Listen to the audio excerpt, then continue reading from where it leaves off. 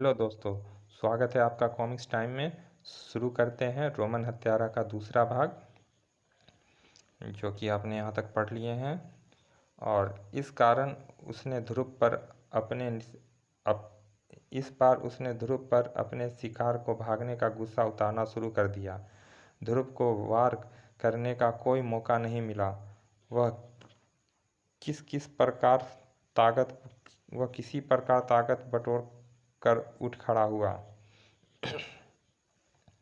लेकिन तभी एक चमचमाती दुधारी तलवार उसकी गर्दन पर आ लगी और अंदर घुसने लगी। ध्रुव के गले से खून की एक पतली धार नीचे की तरफ रेंगने लगी। ओह, अगर इस वक्त कुछ ना किया तो! ध्रुव ने पूरा जोर लगाया और लकड़ी में गड़ा कील बाहर आ गया। खट! अगले ही पल ध्रुव का हाथ तेजी से घूमा और इस समय भागने में ही समझदारी है। पीछे देखकर भाग रहे ध्रुव का पैर पैर पेड़ की एक उभरी जड़ में फंसा। वह झटके से नीचे गिरा और उसकी आंखों के आगे धीरे धीरे अंधेरा छाने लगा। पास आती पदचापों को ध्रुव सुन नहीं पाया, क्योंकि वह बेहोश हो चुका था। हा हा हा हा हा हा! रोमन सैनिक पलटा और उसने असली शिकार की खोज में बढ़ चला। पता नहीं कितनी देर बाद ध्रुव को धीरे धीरे होश आना शुरू हुआ। अरे डिसूजा जी कहाँ गए? कहीं वे उस रोमन हत्यारे के चंगुल में नहीं? नहीं, ऐसा नहीं हो सकता। वह तेजी से कॉटेज की तरफ भागा। कॉटेज तो खाली है, लेकिन यह जमीन पर क्या पड़ा है? यह तो उस गोली का खोल है जो डिसूजा ने रोमन सैनिक पर चलाई थी। लेकिन यह तो... ओह, अब कुछ कुछ समझ में आ रहा है। वह तेजी से बाहर निकला और अपनी स्पेशल मोटरसाइकिल पर बाहर की तरफ रवाना हो गया। और फिर शहर के एक फ्लैट में, हेलो ब्लू गैंग, मैं रेड रोज बोल रहा हूँ। गड़बड़ हो गई है। डिसूजा बचकर भाग निकला। बॉस, क्या? खैर, जो होना था हो गया। लेकिन अगर तुमने अपनी जुबान खोली तो हम हमेशा के लिए खामोश कर दिए जाओगे। कभी नहीं। वाह, क्या प्यार भरी बातें हो रही थी। तो तुम यहाँ कैसे? क्या चाहते हो तुम मुझसे?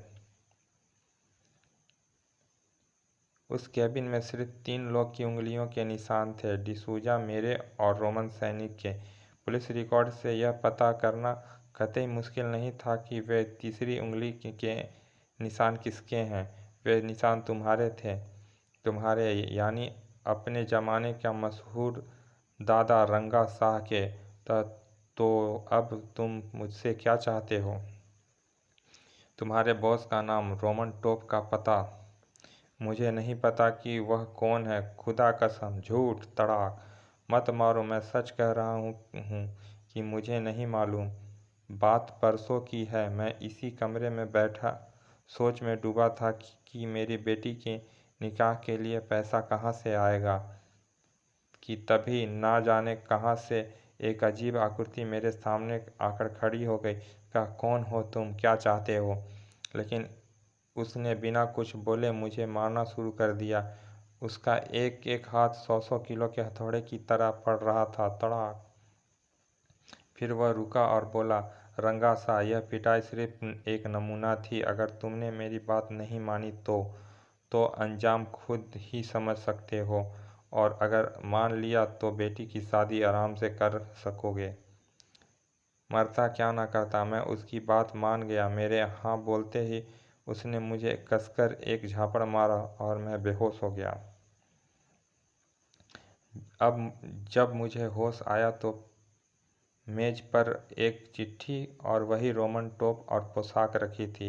यह रही वो चिट्ठी। इस चिट्ठी के साथ रखी टोपी पोशाक को पहनकर पर सौ सतपुरों तुम पर 100 सतपुरा के बिहारों में जाओ। वहीं तुमको एक केबिन में डिसूजा नाम आदमी मिलेगा। उसको उसका खून करना है। डिसूजा की फ़ोटो और रास्ते का नक्शा इस चिट्ठी के साथ लगा है। डरना मत। इस टॉप को पहनने से तुम में अद्भुत ताकत आ जाएगी।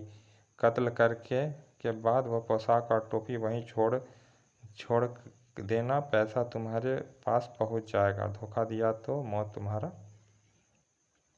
वो समझा। लेकिन फिर डिसूजा का क्या हुआ? वह पूरा प्लान फेल हो गया। तुम्हारे बेहोश हो जाने के बाद मैंने डिसूजा को बहुत ढूंढा, पर वह मुझको नहीं मिला। तब मैंने सोचा कि क्या ना मैं ही इस जादुई पोशाक को लेकर उड़नछू हो जाऊं, पर मैं यह नहीं जानता था कि वह शैतान मुझ पर नज़र रखे हुए था। जैसे ही मैं अपने फ्लैट में घुसा, मेरे सर पर पीछे से एक जोरदार वार हुई, और जब मुझे होश आया तो ना तो वह पोशाक था, टॉप था, और ना ही कोई पैसा। शायद तुम सच बोल रहे हो, पर इतना काम तो तुम्हारा ब्लू गैंग खुद भी कर सकता था। सवाल यह है कि उसको तुमको क्यों भेजा? और उसी वक्त श्रीवास्तव बाबू के घर पे। हेलो। हाँ खान, तुम कहाँ से बोल रहे हो? मैं पर्ल हार्बर पर समुंदर में खड़ी एक बोट पर से बोल रहा हूँ। तुम तुरंत पर्ल हार्बर आ जाओ। मुझे तुमसे बहुत ज़रूरी बात करनी है, रोमन टॉप के विषय में। ही बॉस यह सुनकर कितना खुश होगा। अभी अभी आता हूँ प्यारे खान, अभी आता हूँ। एक तरफ ध्रुव अपनी मोटरसाइकिल पर पूरे शहर में लापता डिसूजा को ढूंढ रहा था, और दूसरी तरफ श्रीवास्तव बाबू अपनी कार में पर्ल हार्बर की तरफ बढ़ रहे थे। पर्ल हार्बर गिर गिर गिर गिर। खान साहब को भी बेसब्री से इंतजार था। यह तो यहाँ से मुझको दूर दूर तक दिखाई दे रहा है। आज वह श्रीवास्तव का बच्चा नहीं बचेगा। तिवारी मर चुका है, डिसूजा पर हमला हो चुका है। मैं रोमन सैनिक नहीं हूँ। अब सिर्फ वह कमीना श्रीवास्तव ही रोमन सैनिक हो सकता है। आज मैं इस पाप को दुनिया से हमेशा के लिए ख़त्म कर दूंगा। हमेशा के लिए। तो तुम आ गए, अब तुम नहीं बचोगे श्रीवास्तव। जवाब में रोमन सैनिक धीरे से हंसा। हा हा हा हा हा। और उसने अपना पैर कसकर मोटर बोट पर पटका। धम। पूरी मोटर बोट एक तरफ झुक गई। खान साहब संतुलन खोकर डेक पर आ गिरे। पिस्तौल उनके हाथ से छूटकर पानी में जा गिरी। अब खान साहब बेबस थे। मुझे माफ़ कर दो श्रीवास्तव, मैं तो मजाक कर रहा था। रोमन हत्यारे ने सब अनसुना करते हुए खान साहब के पैर पकड़कर उसका सिर पानी में डुबो दिया। थोड़ी देर बाद छटपटाने के बाद खान साहब बदन ठंडा और शांत हो गया। हा यह भी गया। और मोटर बोट तेजी से किनारे की ओर बढ़ने लगी। लगभग उसी वक्त श्रीवास्तव बाबू के घर में श्रीवास्तव बाबू के पास कोई फ़ोन आया था साहब। उसी के तुरंत बाद वो पर्ल हार्बर चलेंगे। Pearl Harbor? ध्रुव एक पल भी नहीं रुका। घड़घड़ घड़घड़ हवा से बातें करती उसकी स्पेशल मोटरसाइकिल धीरे धीरे सीधे पर्ल हार्बर पर ही आकर रुकी। कार तो श्रीवास्तव बाबू की ही लगती है। ध्रुव ध्रुव, ओह डिसूजा साहब, मैं तो आपको ढूंढ ढूंढ कर थक गया था। थैंक गॉड कि तुम जिंदा हो। मैं तो समझा था कि रोमन सैनिक ने तुम्हें। खैर छोड़ो।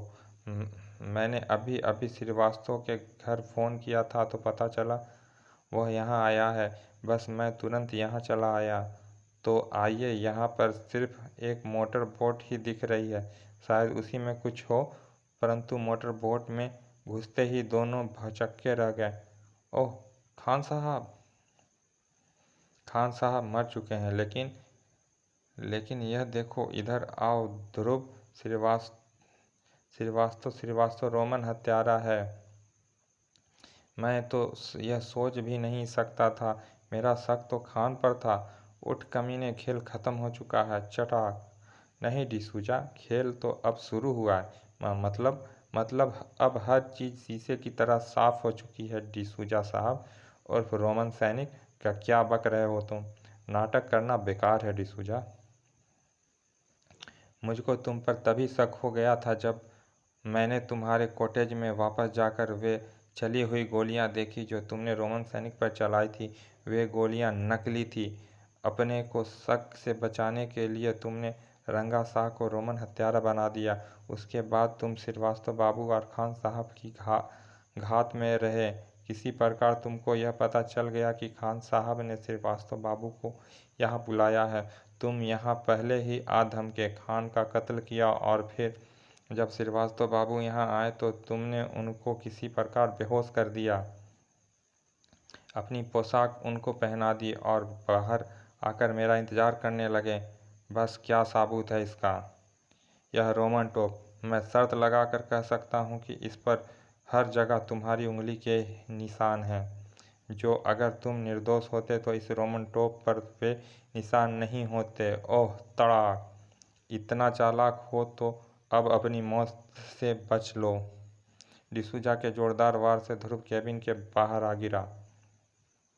डिसूजा ने लपक कर केबिन बाहर से बंद कर दिया। भागने की कोशिश बेकार है डिसूजा। यह दरवाज़ा तोड़ने में मुझे सिर्फ 2 मिनट लगेंगे और तब तक मैं तुम्हारे लिए तैयार हो जाऊंगा। दरवाज़ा टूटा मगर तब तक देर हो चुकी थी। ओह, अगर इसने मुझे पकड़ लिया तो मेरा बचना असंभव हो जाएगा। ध्रुव बिना किसी पूर्व चेतावनी के उछला और उसने रोमन सैनिक बने डिसूजा को बेरहमों की तरह मारना शुरू कर दिया और डिसूजा बाहर डेक पर आ गिरा। लेकिन डिसूजा पर इसका कोई असर नहीं पड़ा। उसके एक ही वार में ध्रुव नीचे आ गिरा। अब मैं तुमको बताऊंगा कि रोमन हत्यारे से उलझने का क्या नतीजा होता है। ध्रुव को अपनी गर्दन की हड्डियां चटकती महसूस हुई। वह समुद्री चिड़िया चीं चीं। ध्रुव के घुटते गलों से एक हल्की सीटी उबड़ी और अगले ही पल उड़ती चिड़िया ध्रुव की विद्युत की गति से नीचे उतरी और टाक! ओह! ध्रुव एक बार फिर आज़ाद हो गया।